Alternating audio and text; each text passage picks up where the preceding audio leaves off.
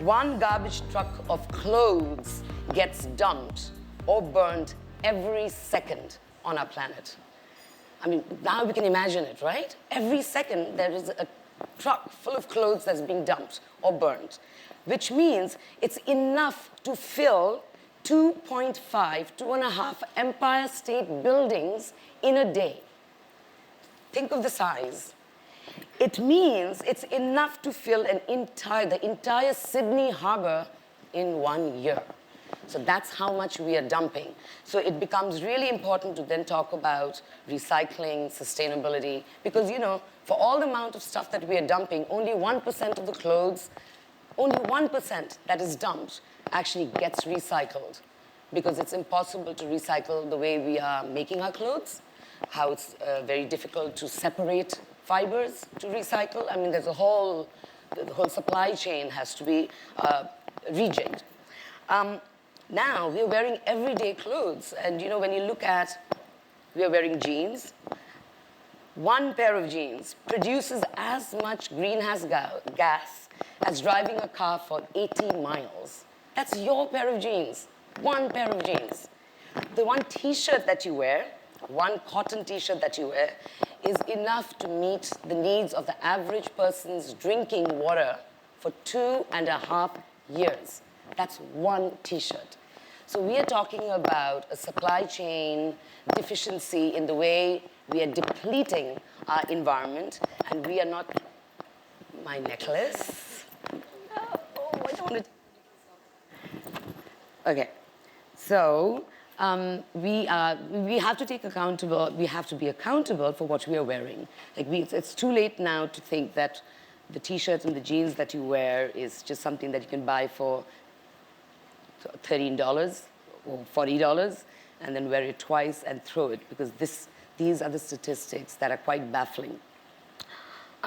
So in other words, when we talk about fashion products, we need to be able to design with a sense of high longevity. Like you cannot make and throw. This whole idea of make, take, and dispose, make, take, waste, is no good for the environment.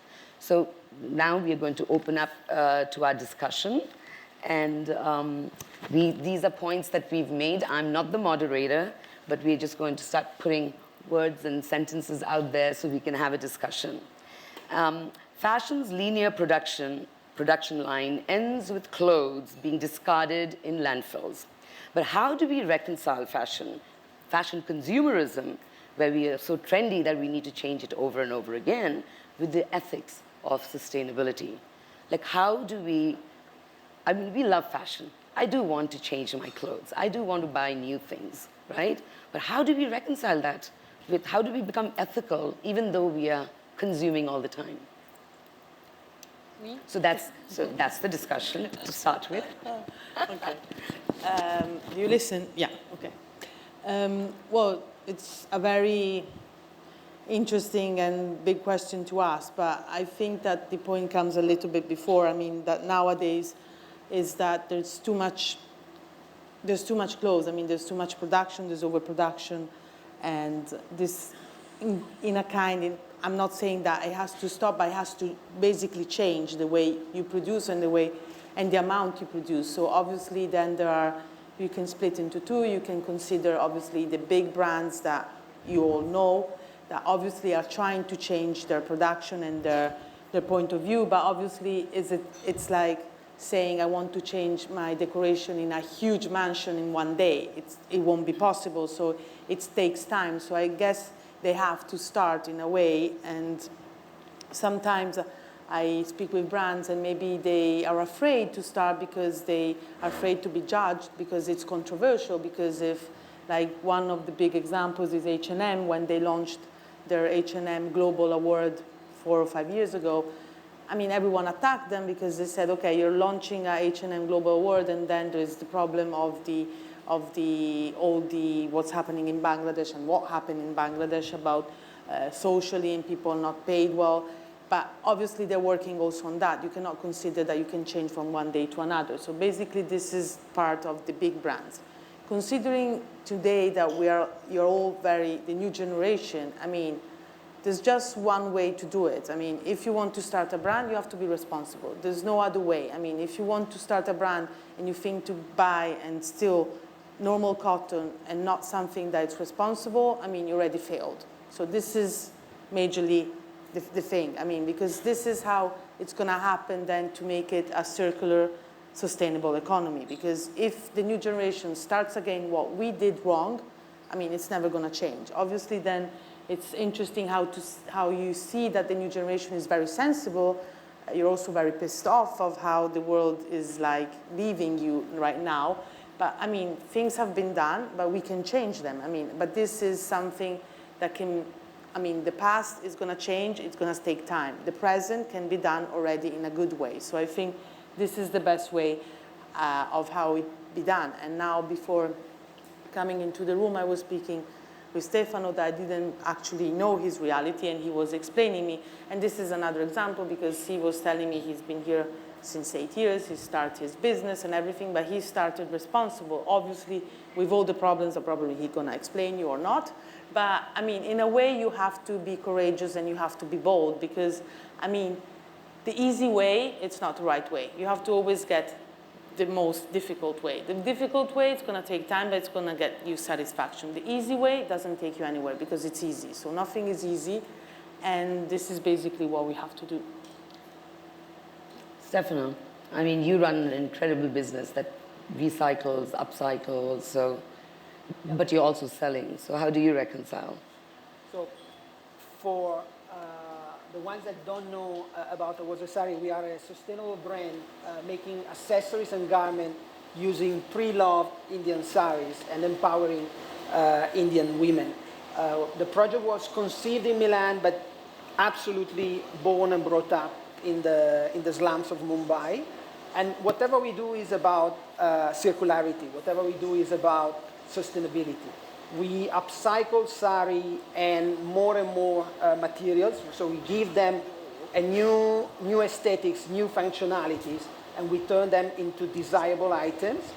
We empower our artisans, and we like to think that we turn them into the designer of their own future.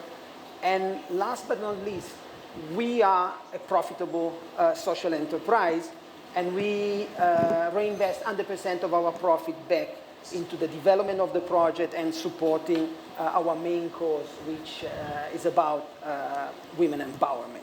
So this is about Sari, and basically where I like to think that where others see waste, we see value.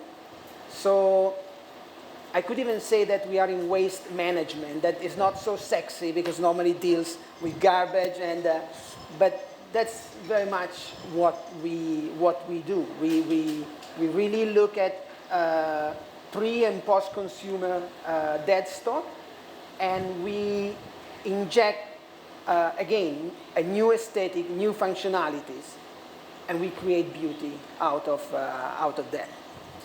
Amazing. So my take in this, because I don't have a business, I certainly am not a designer.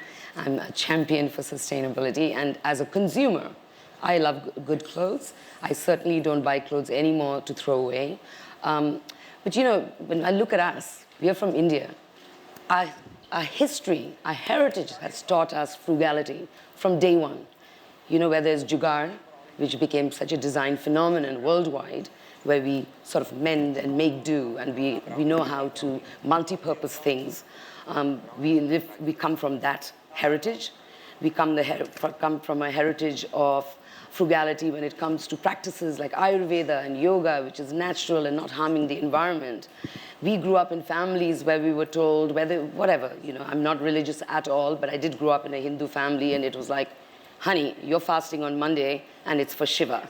Or you can choose Wednesday because it's Ganesha. Or someday was always there for a god and you had to fast, that you did not eat. So I, as a consumer, now I look at it, why am I not fasting fashion? Is there no chance that I can say I'm not going to be buying for a while?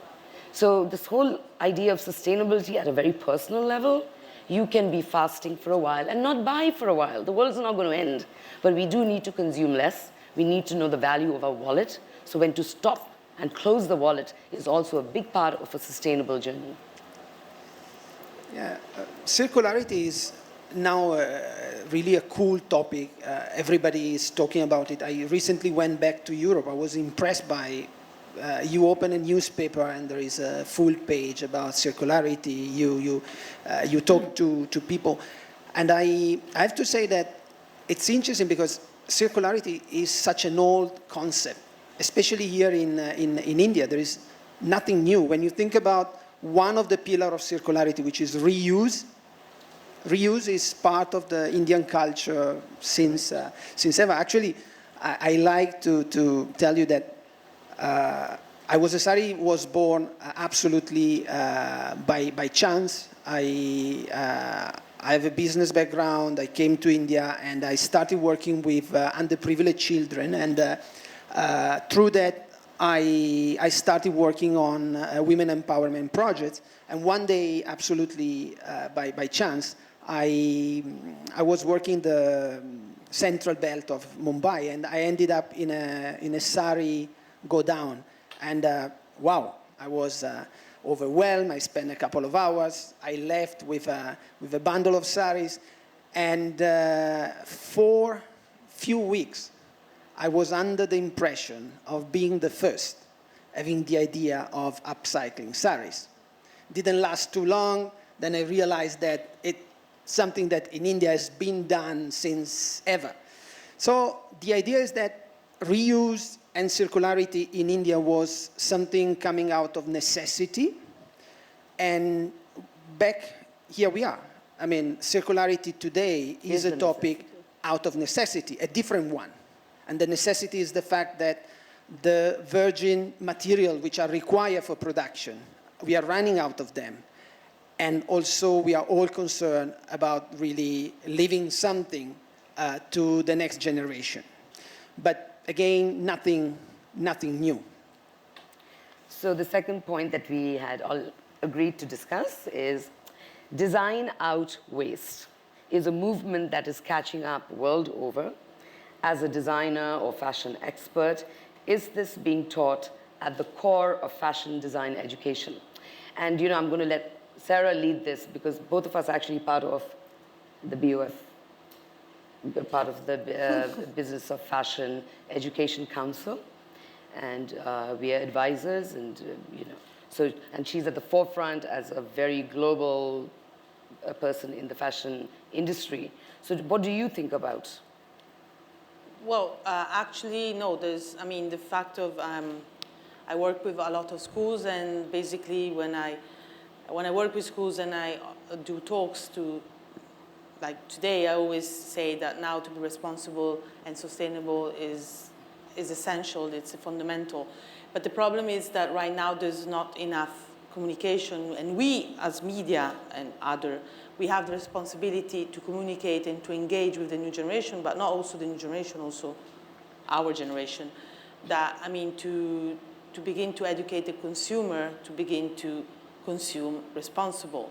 So where does it start? Because obviously the new generation is conscious about what's happening in the world, but they also need to understand how they can start. So where you can start at schools. So fashion schools, or any other schools need to have classes which are sustainable, responsible, and teach you in a way, or anyways, put you the curiosity of thinking to be responsible. And schools right now are not still ready yet. I mean, there are a few, but there are not enough. I mean, this has to become normality. I mean, this morning we were speaking about inclusivity and everything. I mean, we cannot put labels. It's not that like they were discussing about agencies, model agencies having plus sizes. You don't have to put labels. I mean, it's normal. I mean, you can be a 40 or a 52. It's normal. If it's, I mean, it doesn't have to be labeled. So I think this has to become a natural aspect of life. So this is what happens. So if you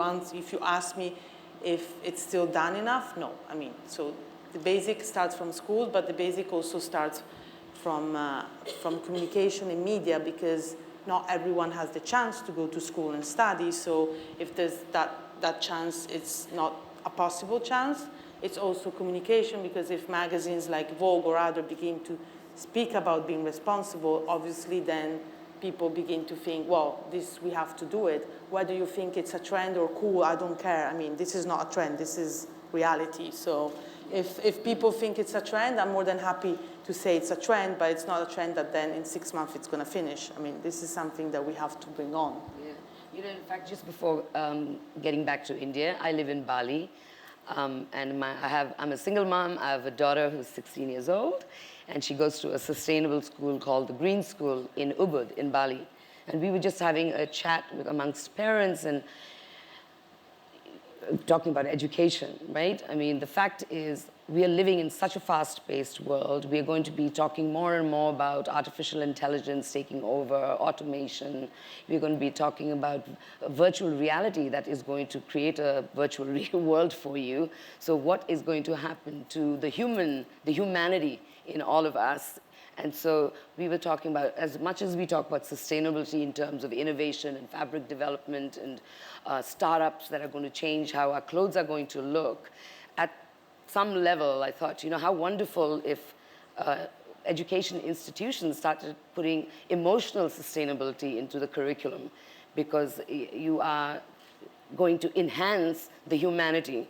And as we are getting more automated and we are going to be so virtual, our humanness needs to be more, has to be propelled forward, and we need to build on that. So I think, and that, for me, that part of the education, I feel it's lacking, that we don't even talk about how we're sustainable within ourselves to be able to sustain a universe outside us.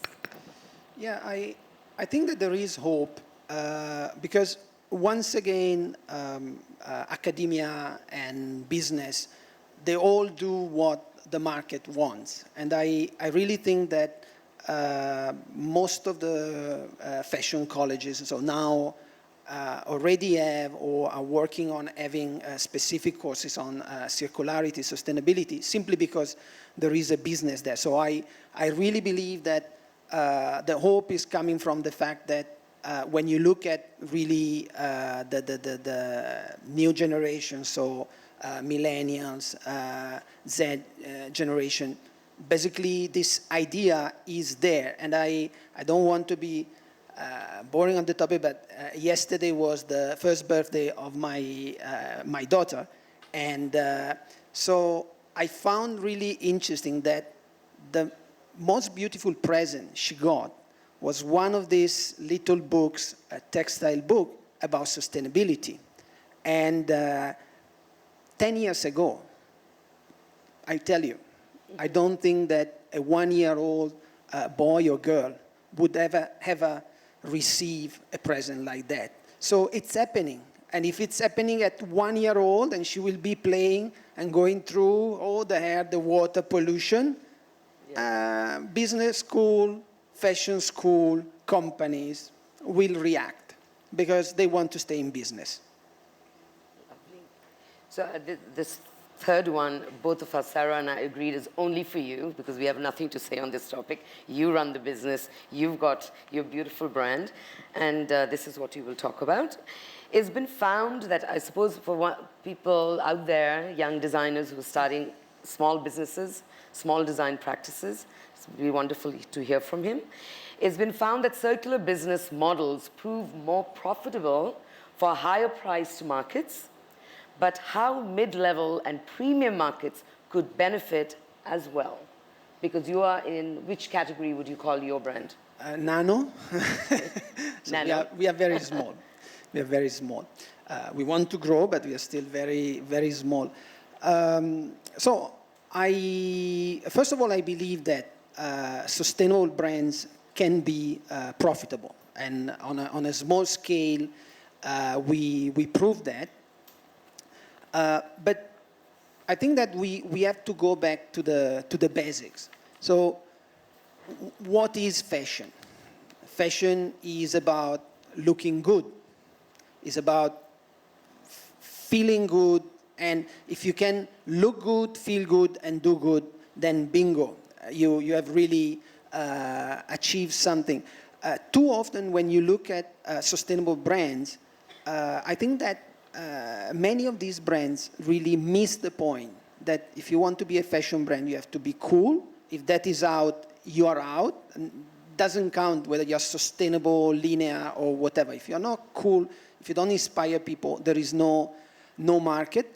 There is a second point, and probably explain why it's easier for the brands which are able to position them a little bit higher, is the affordability of products. When, if you want to buy your product and follow certain ethics, you go to shops, you go online, and very often the prices you find are not affordable. So the paradox is that the target group, which is the most interested in sustainability, very often cannot afford those brands. So I think that there is a problem that needs to be addressed in terms of really affordability of the products. And in that sense, we have taken a very clear positioning. We want to be contemporary. We want to be as cool as we can be. We are working a lot on that. But at the same time, we want to be affordable, because otherwise there will be no market. If you have already an established brand, then you can charge a very high premium, and that's a possibility. But if you are entering in the market, if you are not affordable, it becomes really difficult. So back, I would say, really back to the basics. It's business, and you have to respect all the basic rules of business. And once you do that, there are many opportunities that really materialize. I like to say that I moved to this space because the traditional business was too competitive. The good ones were there, so better to move in this space and find less competition. I'm serious. So I really think that it's back to the basic and respect the business rules. So this is one of the conversations we always have when we are talking about sustainability, that we always forget that people buy things because they look good. And the fact that it's sustainable just happens to be an amazing bonus, and hopefully something that is going to be a norm and not an exception.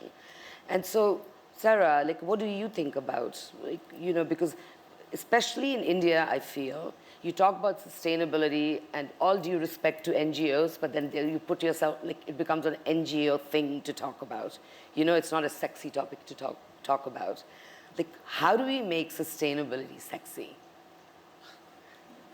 Well, that I don't really know, but I think it has to be obviously reachable to everyone, because obviously when you begin to talk about sustainability, responsibility, circularity, I mean, at the fifth word, probably people begin to yawn, because, I mean, it's not sexy as an argument, which, I don't know, it depends, because if you're interested, whatever is sexy or not, you like it. But I think you just have to be use a very simple language, not really use it too complicated, and try to focus on bullet points. And then people from there, if they're really interested then to get into depth, they go into it. Because I think then to do it too much complicated, and I mean, Bandana knows we've been in conferences and everything, which is great that it happens, but after a while maybe it's just about speaking to each other, and then you go out and say, okay, I got so much information that's too much, I don't even know where to start, so you have to start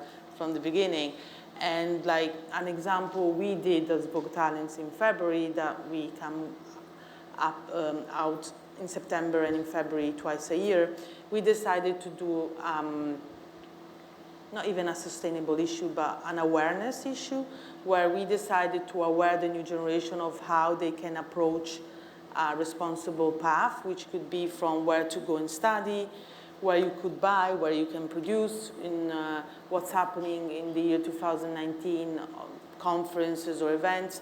So to start it simple, it's like, you know, when you have a small kid, I mean, you're not gonna give him I don't know, like the Bible to read, because, I don't know, they won't even read. So the best thing is to give a book, illustrated book, which simply explain things, you know. And this is how you have to do it with sustainability now, because now people don't really know how to touch. It's like, you know, going into a whole shop of things, of glasses, and you're just afraid to get in here and, you know, that everything collapses. So I think this is the best way to have an easy approach, a very simple approach, and then if people are interested, they're gonna get into that. For me, this is the most simple way, especially now that there are a lot of confusion, and especially in fashion, since it's becoming a trend, everybody loves to put in the mouth, oh, I'm a sustainable designer, or we're a sustainable magazine, or I'm doing a sustainable fashion week, or I'm doing a sustainable event. I mean, it's very easy to do that, but then you have to be credible. So this is the most really important thing, because once you lose that, I mean, nobody's gonna follow you. I mean, so this is very, very important. I mean, it's so ironic that, you know, I was in Copenhagen Fashion Summit, which was a couple of months back, and with such phenomenal people who come on stage and talk and make commitments to look after the environment, everyone from your H&M to the Nikes, to Stella McCartney, to the Caring Group. But the one thing that everyone agreed on, which was no one really has a definitive guide to sustainability. Like, everyone has their own version of what it means. Some will call it ethical, someone calls it organic, but just because it's organic doesn't mean it's sustainable. Your cotton farming is not very sustainable if you're talking about water resources. So there was a whole lot of confusion, and then Nike came on stage, and I think it was the CFO, so they created a guideline, basically, that is going to be in every Nike office and every design hub of Nike, so that everyone starts following a certain pattern. But because you run a business, and because you run a tight nano business, as you called it, and we amongst us, a lot of you are starting on your journey, how do we go about understanding a supply chain that is so complex? Because when you're talking about sustainability, then there's lots of loopholes in your entire supply chain, as we all know, right? From where you're sourcing your products, how much water is being consumed, how nature intensive is it in the way you're taking water, electricity. I mean, the user use, which we keep forgetting, that, you know, you wash your clothes every time you tumble dry, it's actually completely unsustainable. It adds to the carbon footprint of your pair of jeans. And so there's this whole cycle. So how do we navigate that as young design students in countries where we don't have that level of technical support? So I find really interesting the title of this panel, Circularity, the new norm, the new normality. In reality, today is the wannabe new normal way of running business, but it's not.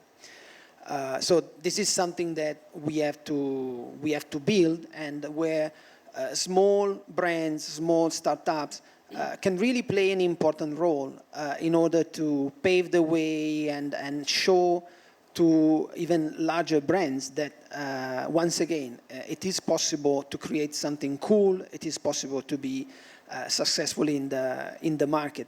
But the reality is that today, at least today, to work being sustainable, being circular, is much more difficult, much more even expensive than to work in a traditional way. Just for you to get an idea, we started with accessories simply because it was easier. 100% of the production is, in our case, is outsourced to underprivileged, to our partners that work in different slums in Mumbai, and the production is taken care by artisans that come from underprivileged backgrounds. So we started with accessories because it was easier to make them. It was easier for our artisan to make them. And slowly we are now moving into loungewear, resortwear, nightwear. And I can tell you, we spend more time checking the fabric than in making the products. So when you think about the costs associated to it, it's huge. And I go back to the point I was mentioning before.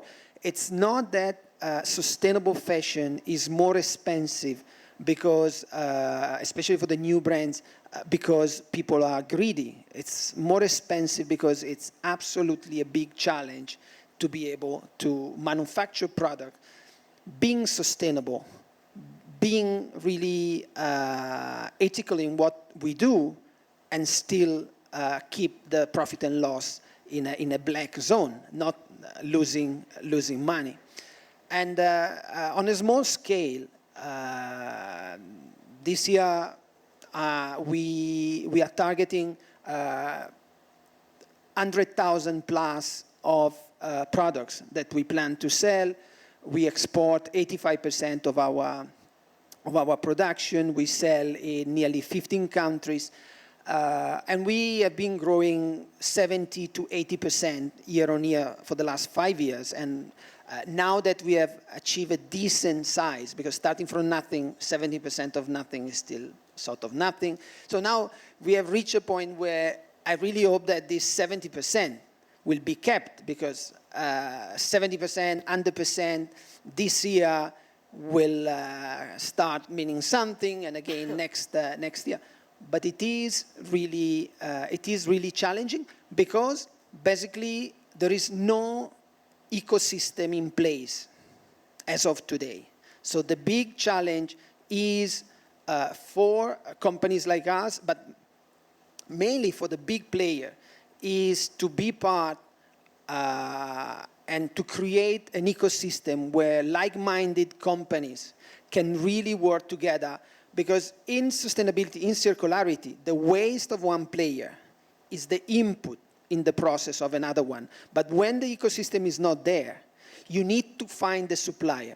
You need to create all the processes, and that is really, really time-consuming. Is it possibly also because, I mean, when we are traveling, now with the Copenhagen Fashion Summit and the Global Change Award, and suddenly the focus of high fashion has moved into conferences where we talk about sustainability and mindful practices. And I find it quite fascinating, because all the fashion events that I go to now is full of geeks, because they're all biochemical engineers, they're scientists who are developing new materials. So the whole idea of being in the fashion world has changed completely. It's actually quite liberating, because you don't have to play the part, and you are literally looking at innovators of this generation, and who come from Silicon Valley, or there are lots of Italians, by the way, who are amazing innovators. And is it the slowing down, or it's not moving as fast when we talk about sustainability? It doesn't move that fast. Is it because we are not collaborating enough with people who are outside the discipline of fashion? Because we do need to be with the textile innovators, with the biochemical engineers, with multiple disciplines. I feel like, is that level of collaboration happening for change to have? You're saying you have to create your own ecosystem now, right? And would that come with collaboration? Well, yeah. I mean, there's not much collaboration happening right now, but coming back to the point of before, we as media are responsible to communicate. So I think that as media, we are responsible to communicate what's happening about artificial intelligence, technology, or realities like Steffano, or many other realities. So I think I was asking him, he was explaining me, I didn't know anything about it, and was saying, okay, are you communicating it? And he said, yes, we're doing it. But probably it's not enough, not that he's doing a bad job. I'm just saying that, I mean, whoever has the power of media and exchanging information and giving information to the outside are now responsible to give this kind of news. So we, as big media, as Condé Nast, we should be, I'm not talking just about Vogue, should be giving responsibility of talking about more about realities that are changing the way of seeing things. So in a way, it's more, I think, collaborating that of communicating rather than beginning as a fashion magazine, beginning to collaborate it with something scientific, because it's, by the time that you understand what they do, it's like 50 years have passed probably. So I think the easier thing is to explain what they do to the outside, to make them say, this is a reality. I don't know, maybe then people say, oh, I want to go and work there, as it's cool saying, with, as it cool, it says, you know, talking about brands and Gucci, and then, you know, go to schools and people, you begin to ask to students where you would like to go, and then the first 10 brands are always the big brands and nobody really wants to go into the small brands. Or like in Italy, we have this problem that artisans are disappearing because the new generation thinks that being an artisan is not cool, which is not true, because if you begin to be an artisan, you're gonna be paid much more rather than being a designer in a design showroom. So I think it's just a matter of culture and communication. You know, I mean, I worked in high fashion for 13 years, and it's an exciting time to be in the media because we have to change our rules, just like designers have to change their rules if they want to be in a sustainable practice. And I find it quite horrifying now in this day and age when the United Nations is telling you in 10 years you may not have any dolphins left, that, you know, we're still pretending that it's not something we have to address immediately.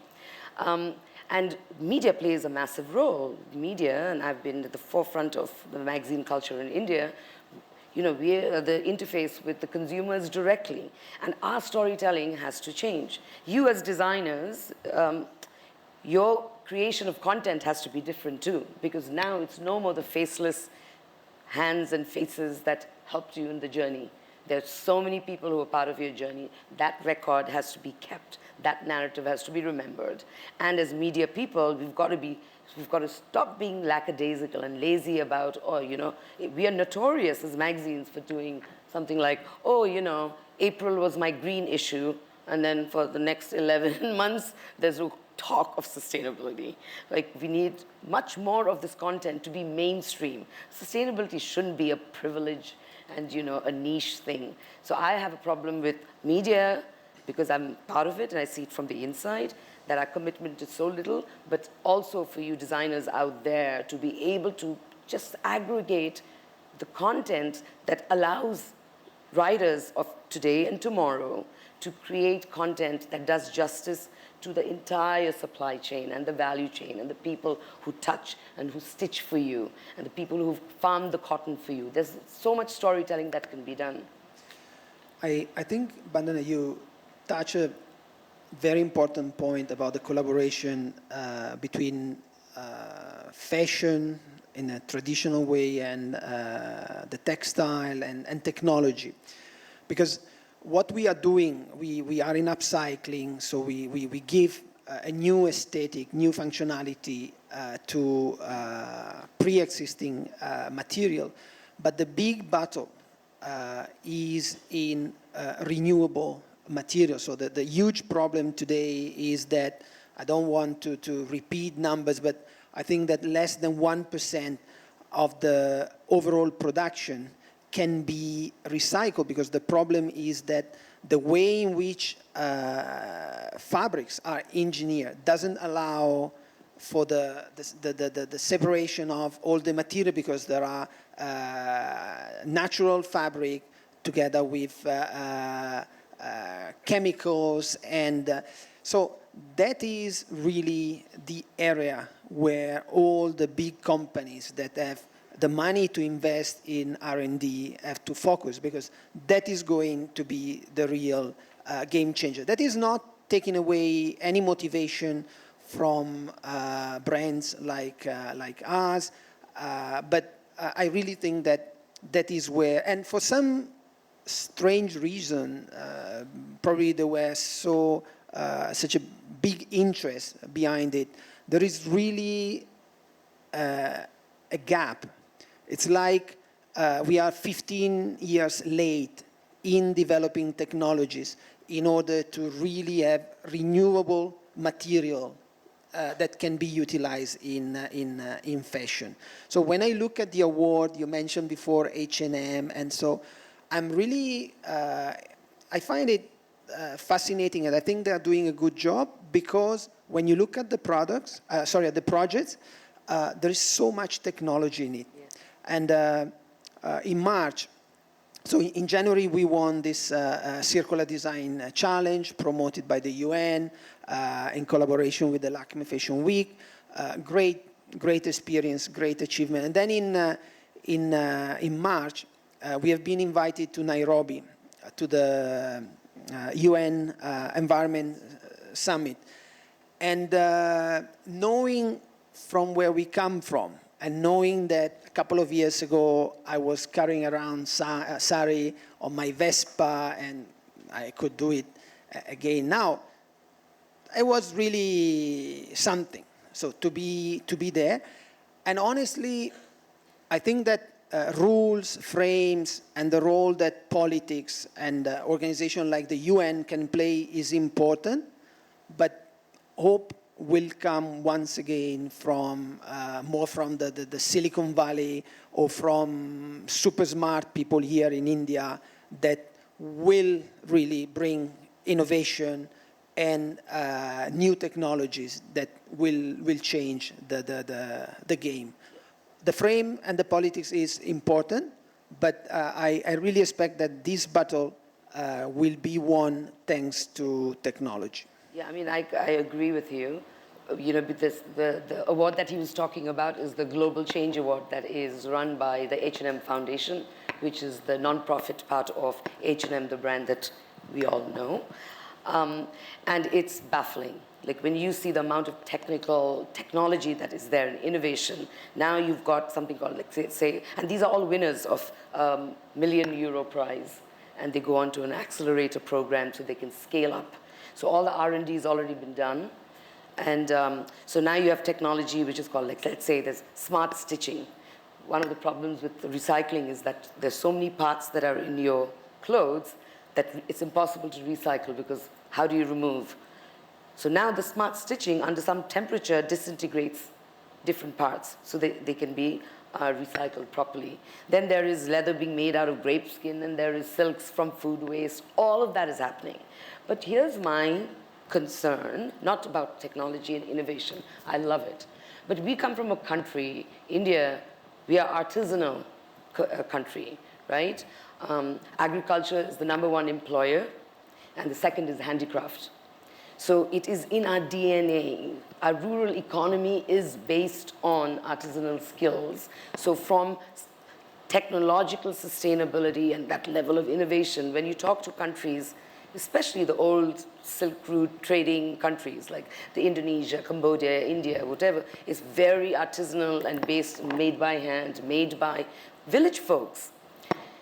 So I find it a challenge. How does India come into this whole platform of innovation when we are still very much about cultural sustainability more than innovative sustainability? I mean, it's just a thought. Because look, you come from Italy. Italy's got a huge artisanal. Yeah. Well, but I mean, you are thinking of doing artisanal also sustainable. Yeah. I mean, that's difficult, but in a way they have been the first to be sustainable, because I mean they do everything in-house, they do everything kilometer zero. I mean, so probably Steffano was saying, it's the new startups of technology that will help these artisans to keep their job, not to change anything about it, but to use tools that are going to become sustainable. Obviously, many artisans use leather, so we know about how leather it's treated and everything. So I think the artisanals are the most, pure people that are working. Obviously, they don't have the tools to be totally responsible. And I think the technology that it's evolving right now, especially when we're talking about the H&M Global, because when I first went there and I saw the projects, I mean, it was incredible. I mean, you don't have to be a real scientist to understand it, because they're explained really well. But I think that kind of technology then can help artisans to keep their work going on, and also to make understand the new generation that to be an artisanal, it's cool and it can really make a change. So I think that this is absolutely feasible. Yeah, I think that the grass of the neighbor is always greener, because from India you look at Italy, France, you say, oh, you have been able to keep this heritage. It's difficult everywhere. If I can see a difference is that in some of the Western countries, there has been more the ability to scale the problem in various economies is that when you remain too small, you don't have resources to have access to any kind of innovation. So when you look at the distribution of companies in a country like India, the percentage of micro companies is disproportional compared to small, medium enterprise and large enterprises. And micro companies don't have the ability to innovate. When you compare India, for instance, I recently saw this with South Korea. 40 years ago, the distribution of companies was the same. When you look today at the distribution of companies in South Korea, has shifted massively towards this small, medium enterprise and many more large enterprise that brings with it innovation. So it's a tough call. And very honestly, sometimes it becomes such an ideological discussion, and it's difficult because from one side we discuss about artificial intelligence, so we know that every single professional, especially for professionals, it's going to be tough because every job that include know-how and knowledge will be disrupted. So why cannot we accept that even artisanal work is going to be disrupted? The point is that there is a role that has to be played by certain institutions that have to preserve the heritage, could be university. There is a role from the government, and then there is a role from the business. And the business only understand one rule. I mean, you do things because they can be profitable. So I think that all this artisanal space really needs a support in order to find the market. India is full of amazing talents, but if they keep producing products, looking at the tradition, and there is no demand, these people will be out of work. And so that is the part where they need support, because if the market is asking for contemporary design, the point for me is to respect their skills, to respect them while they work, and to produce what the market is looking for. If we remain in this space where we are very stubborn and we say no, culture comes first, I respect that. I don't think that is going to bring bread on the table at the end of the month. So before we ask you to ask us questions, if there are any, I'm going to end off with last thing maybe just quickly we can discuss is, like, you know, we belong to an industry where globally we employ about, it's 75 million people work in this industry, of which 80% are women, of which they're like between the age of 18 and 24.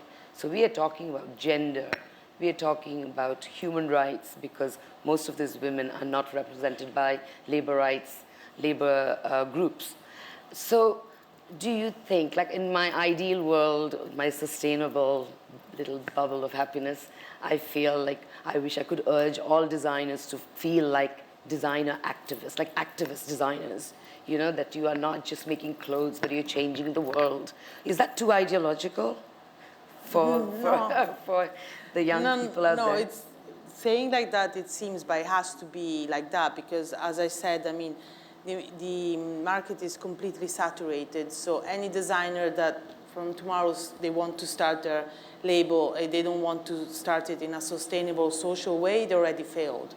So it's, right. I mean, this is reality. It's not my point of view. So it's really like, if you think, I mean, if you open a label now and it's not or social responsibility as Steffano does, or responsibility because you decide to use textiles, I mean, it has to be a 360 degrees. I mean, there's no way, because anyways, you can have a vision and everything, but nowadays consumers are going to be taught by us and by different industries that you have to think different. So consume different, and apart from consuming less, consume it in more a conscious way. So it's not idealistic, it's total reality. Right, that it is a necessity. Like, there's no way you can hide. No, it's a necessity. We cannot, I mean, Yeah, we when don't we have started, we thought also that there was no need of another brand, but there is always a need for a brand with a purpose. So that's one piece of really advice. If you want to start really looking into the cause that you are ready to support. For instance, when I look at I was a Sari, when I look at Second Innings, which is the company that owns and runs the brand, for us, the two main pillars are really, from one side, social inclusion, and from the other one, circularity. And our ambition is to soon become a platform able to support products that, in a very genuine way, and keeping in mind how important it is to be cool in fashion, can really implement this vision. And when I look at the moment, we have nearly reached 100 artisans working with us. When I look at the transformation in their lives, I have no doubt that that's the reason why we are where we are, and that is where we find the motivation. So it's not. I can see really our artisans coming to work, and it's true for the artisans. It's true for all the people that work with me. Some of them are here today. It's this passion, this idea that you're not just working. You are working on something which is meaningful. And I can tell you, when you wake up in the morning and you feel that you're doing something meaningful, life is much easier.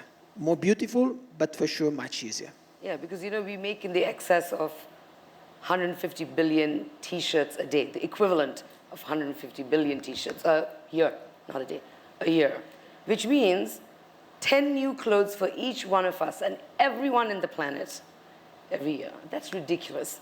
So, we're going to leave you with a wonderful, it's the 150th anniversary of Gandhiji. So don't forget what he said. There's enough for everyone's needs, but not for everyone's greed. So design sustainably. Thank you. So my question is for Steffano. So I wanted to ask you, what are the problems you face when it comes to selling your products as the basic element of the products, that is the fabric? It's drastically different, as in it's not consistent at all. Because it's rare to find a different sari, like a number 2 sari of the same design. So what are the problems that you face and how you tackle them? So every piece we produce is basically unique. So in terms of scalability, that is one of the challenge we have. Moving towards online is going to address that issue, because basically the consumer will buy what he or she will see in the website.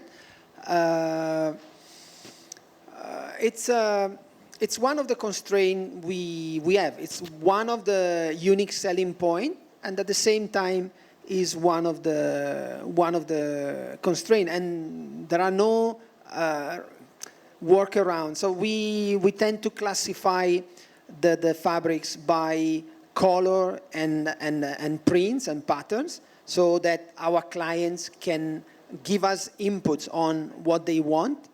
That is simplifying a little bit the selection, is making our life impossible, but is simplifying the side of our clients. But it's what it is. That's one of the reasons why the scalability of a business like ours is not endless. So I can imagine that we could be 100 times bigger than we are now, but we are not going to be the next brand because there are these embedded constraints. Also, bigger is not better. Yeah, In this day and age, I think how wonderful to have a company that has grit, it's niche, it's focused. For us, the scale is important because more scales means more opportunity to create inclusion, to create sustainable income, and to increase our base of artisans, but not growth for the sake of growth.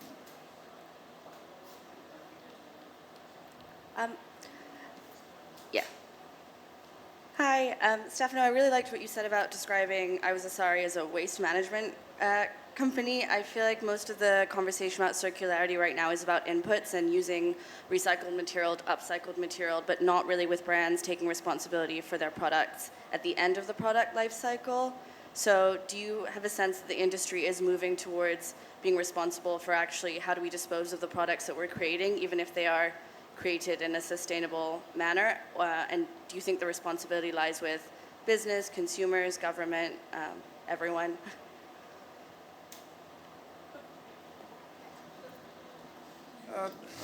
So this idea of closing the loop is very interesting, and I believe that it makes sense, but not everything makes sense for every player. So at the stage where we are, if I would come here and I would say, yes, and you know what, at the end you can also send it back to us, bullshit. I mean, the cost of sending it back would create more damage to the planet than to keep it where it is. So if you have a big retail presence, if you have shops everywhere, then organize a buyback, for a brand like us, it would be just a PR exercise. We don't enter into that. But I really believe that there is a lot that needs to be done in order to close the loop. In our case, a next big step, for instance, is to look into the packaging and to reduce till the point of eliminating plastic. So each project, each company can do so much. And in fact, there are circularity indexes that can be calculated. And I think that that's a fair way to look at it. We can be 90%, 95% of the material we use are pre or post-consumer dead stock. So I think that in this index, we rank quite high, but there is a lot that we can do. And other companies are using virgin material for part of their production, but they are great in how they optimize logistics, the packaging. And so it's about really making steps and trying our best depending on the business in which we are. What I find interesting is that as for young designers, all these concepts of fashion on demand, right? So you're not even reaching that waste stage. You're only designing because you know you've already got a certain amount of demand. So you're not sitting with excess inventory, which means you're not going to be dumping that stuff in our landfills. So these are all these wonderful concepts of reselling, reusing, and fashion on demand for young designers with your social media imprint that you have and you're selling on Instagram. And each one has an online boutique. I think it's a wonderful way to look at minimizing it from design level, minimizing waste. Thank you. Bandana, I would like to take the opportunity, considering the audience. We were talking about creativity, and so we are lucky because about a year and a half ago, we have been approached by Gucci, by the CSR arm of Gucci, and we have started a project together that is about training underprivileged women to the art of embroidery. And thanks to this partnership, we have received a grant from Chime for Change, which is a campaign supported by Gucci. And as we speak, we have an open position for a professional designer that will get this research fellowship for 1 year. And the good news is that you are here now. The bad news is that the application will close on Tuesday. So I invite all of you that come from a design background, that have experience and are passionate about sustainability, to go to our website and look in our blog. You will find all the information. But again, the deadline is coming Tuesday, and we will not be able to accept any application beyond that.